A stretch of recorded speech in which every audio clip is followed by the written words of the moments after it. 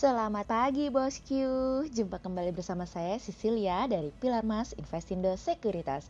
Touch your heart, touch your profit. Hari ini tidak terasa kita sudah bertemu lagi dengan hari Jumat nih bosku. Ada rencana apa hari ini nih bosku? Awas jangan keluar-keluar dulu ya kalau tidak ada kepentingan. Nah tetap di rumah saja dan jaga kesehatan. Bisa juga loh sambil belajar-belajar mengenai saham. Siapa tahu setelah badai ini berlalu kita malah dapat cuan yang maksimal. Nah, hari ini seperti biasa Jumat tanggal 3 April 2020, kita akan mulai market review kita hari ini dengan episode In My Place. Maka dari itu jangan kemana-mana ya bosku, tetap di channel Pilar Mas Investindo Sekuritas. Touch your heart, touch your profit. Pionir Sekuritas Channel di Indonesia.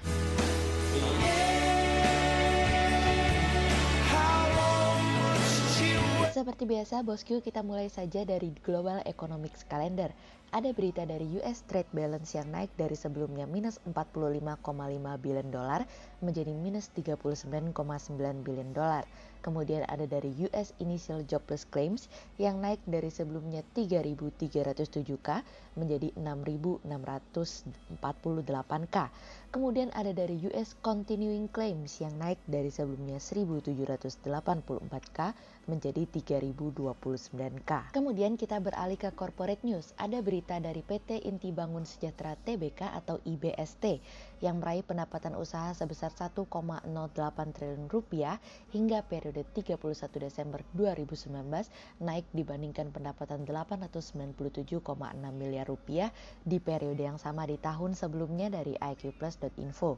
Kemudian ada dari PT Prasida Aneka Niaga Tbk atau PSDN yang meraih penjualan neto sebesar 1,22 triliun rupiah hingga periode 31 Desember 2019 turun dibandingkan penjualan neto 1,33 triliun rupiah di periode yang sama di tahun sebelumnya dari iqplus.info.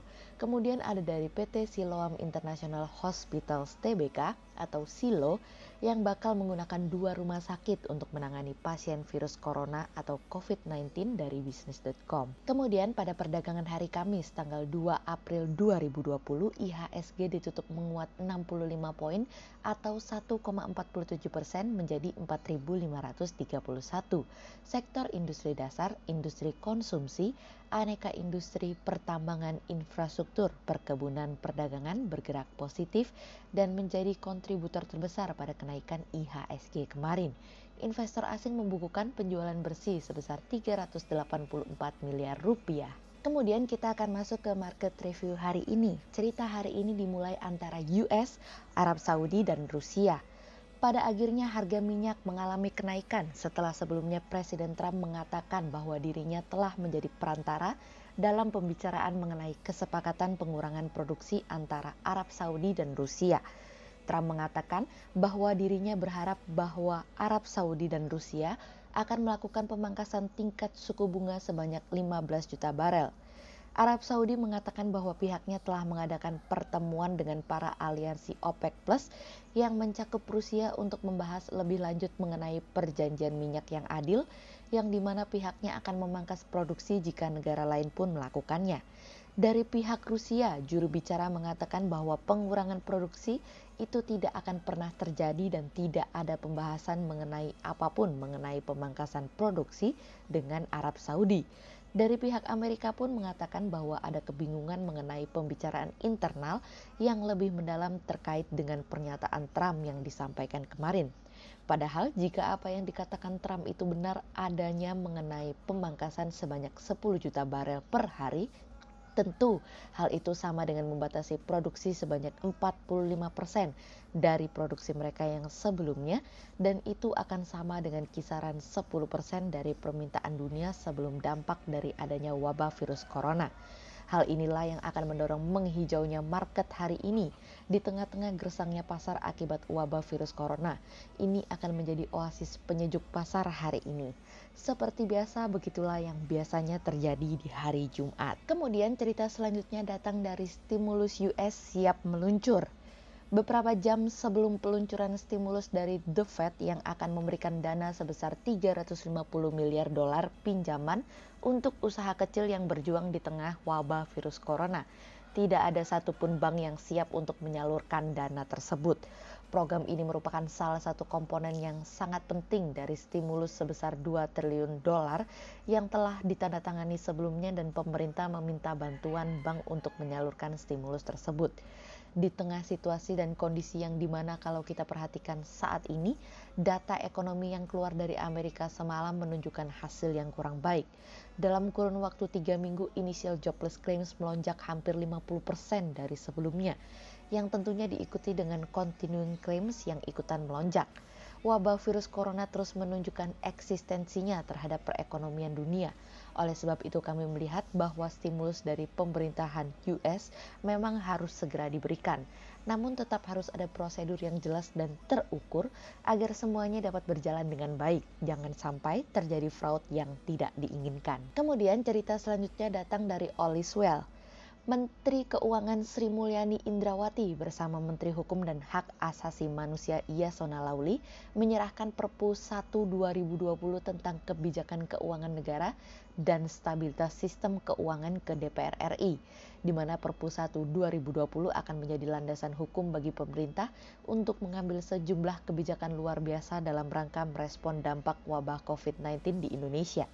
Dari sisi Bank Indonesia sendiri, Bapak Peri Warjio mengatakan bahwa Bank Indonesia melihat saat ini rupiah telah berada pada level yang sesuai dengan dolar dan Bank Indonesia akan terus menjaga stabilitas rupiah. Tidak hanya itu saja, Bank Indonesia juga melihat bahwa rupiah akan berada di kisaran 15.000 per dolar pada akhir tahun ini. Untuk proyeksi ekonomi, pertumbuhan ekonomi akan tumbuh setidaknya 2,3% pada tahun 2020 di tengah prospeknya pertumbuhan domestik yang baik. Gubernur Bank Indonesia mengatakan bahwa Bank Indonesia akan membeli obligasi pemerintah sebagai pilihan terakhir. Itu artinya recovery bond mungkin akan mengalami penundaan untuk diluncurkan. Sejauh ini Bank Indonesia sudah membuat keputusan darurat yang telah ditandatangani sebelumnya untuk berpartisipasi dalam lelang obligasi negara. Tentu hal ini yang kita lihat bahwa total penawaran lelang obligasi yang masuk ternyata ditopang oleh kehadiran Bank Indonesia pekan lalu. Sehingga berdasarkan technical analisa, kami melihat saat ini IHSG memiliki peluang bergerak menguat dan ditradingkan pada level 4.445 hingga 5.026. Kemudian kita akan masuk ke stock watch pilar emas hari ini. Yang pertama ada dari KLBF, kemudian yang kedua ada dari BBNI, dan yang ketiga ada dari BMRI. Berikut kami akan menampilkan dua saham pilihan pilar emas hari ini. Yang pertama ada dari Mika atau PT Mitra Keluarga Tbk yang secara teknikal analisa dalam tren pada jangka waktu short term berpotensi untuk bullish dengan target 2100 dan tingkat probabilitas sebesar 48%.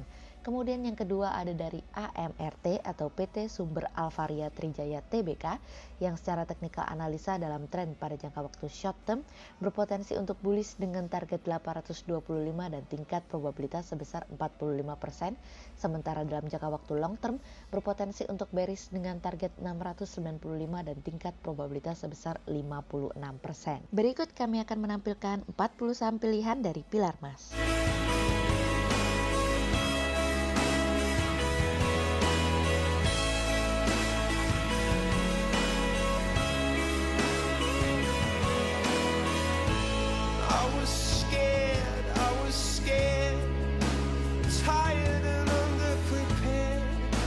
Sekian untuk review market kita kali ini ya Bosku. Untuk lebih lengkapnya Bosku bisa mengklik link di bawah video ini atau bisa juga langsung saja akses ke website kami di www.pilarmas-investindo.co.id. Dan jangan lupa untuk selalu jaga kesehatan buat para Bosku ya. Kita akan bertemu lagi untuk market review yang berikutnya. Jadi jangan lupa like, subscribe, dan tonton terus channel Pilar Mas Investindo Sekuritas. Touch your heart, touch your profit. Pionir Sekuritas Channel di Indonesia.